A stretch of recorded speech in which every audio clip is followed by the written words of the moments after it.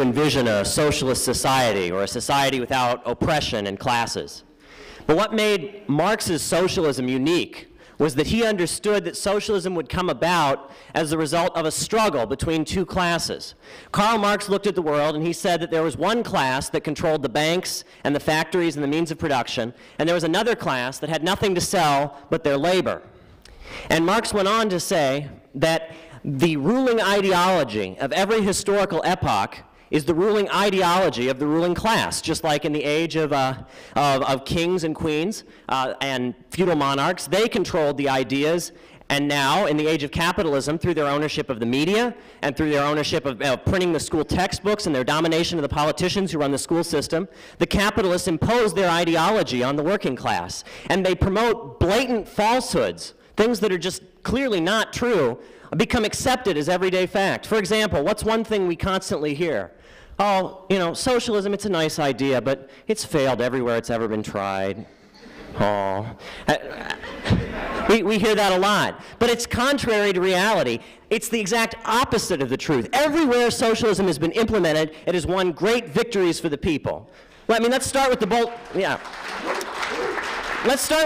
Bolshevik Revolution of 1917. The Soviet Union that came into existence, the society that came in which no one was ever unemployed, in which education was guaranteed to all from kindergarten to university, in which every worker, you know, had a job and unemployment was obliterated. In that society, right, there was multiple weeks paid vacation. Like I said, life expectancy tripled for Soviet workers. In addition to that, who launched the world's first spacecraft into orbit? I don't think it was the capitalists. I believe Sputnik, a product of socialist workers promoting science and education, that was the first people to enter the heavens, as they would say.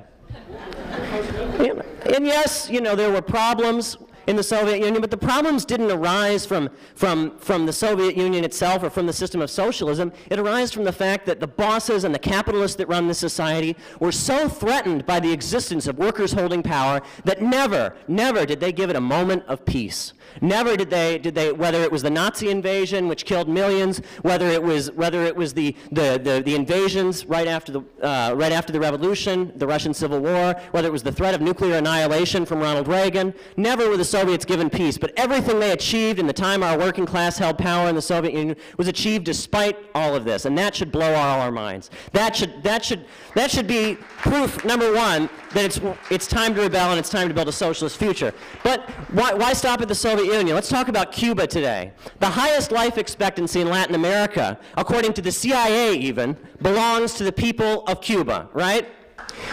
Cuba has a lower infant mortality rate than the United States. The Cubans, from the highest levels of government to the community local levels, that people have input through their committees of defense of the revolution. Cuba is currently will be celebrating starting in January, the 50th year without illiteracy, because right after the revolution and starting in 1961, illiteracy was abolished through mass campaigns to send the youth and the students out to educate people about how to read and how to write and all of that, and to make sure that as workers, when we become the rulers of the society, we have to be educated. And as we take over and run society, we have to know and be educated and informed so we can lead and not have a boss class or a bureaucracy or a ruling class or anything, so we can be the rulers of society. Now another lie they tell us is that this imperialist or this capitalist system is helping people in the world. And I believe our comrade from Detroit, Lauren, did a very good job refuting. Megan, I am so sorry, did a very good job of refuting that falsehood.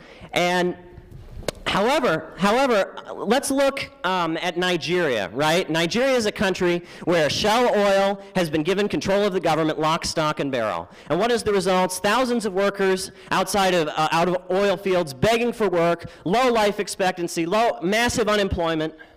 But where is the highest life expectancy in all of Africa? It's in Libya, where the government has taken control at the behest of workers of the oil industry. And I support the call made by Vince Copeland and all that. We should do that here. I say it's time workers in this country seize control of the oil for ourselves. Oil belongs to the people.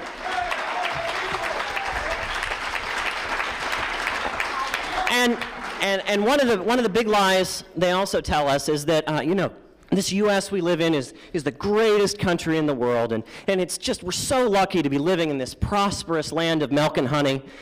But if you look at it, the United States, compared to other countries in the Western world, is not really doing that well, right? In other countries where there are strong organizations of workers that have fought and won things like healthcare and education, the life expectancies are longer, and life has gotten better overwhelmingly. And now, at the time when these workers, just like workers here, come under extreme attack, right?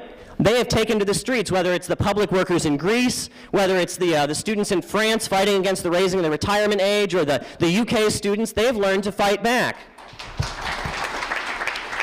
Now, the great revolutionary in U.S. history, Frederick Douglass, he famously said, power concedes nothing without a struggle. And that's the overwhelming truth. Power concedes nothing without a struggle. And as a revolutionary party, we're there in every struggle, every time people are organizing against the system and fighting back.